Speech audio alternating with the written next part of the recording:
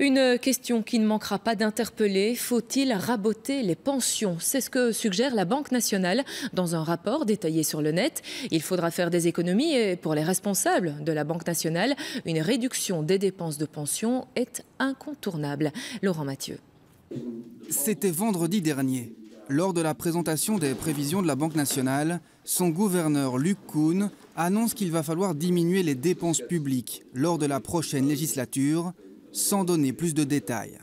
Mais en même temps, sur son site internet, la Banque nationale publie un rapport expliquant quels sont les instruments recommandés pour faire des économies.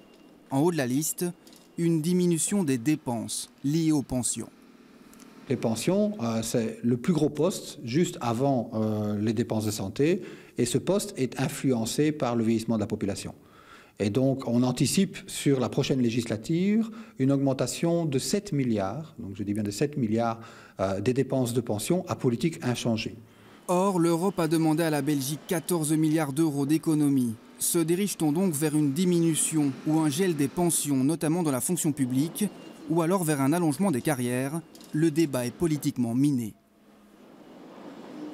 Tout l'enjeu sera de savoir comment maîtriser, à tout le moins, cette hausse des dépenses pour la rendre finançable. Pour équilibrer les finances publiques, la Banque nationale envisage aussi d'autres pistes, comme une baisse des subventions ou des allocations de chômage. Autre possibilité, une hausse des droits d'enregistrement et de succession ou une écotaxe. Le débat ne manquera sans doute pas de s'inviter à la table du prochain gouvernement.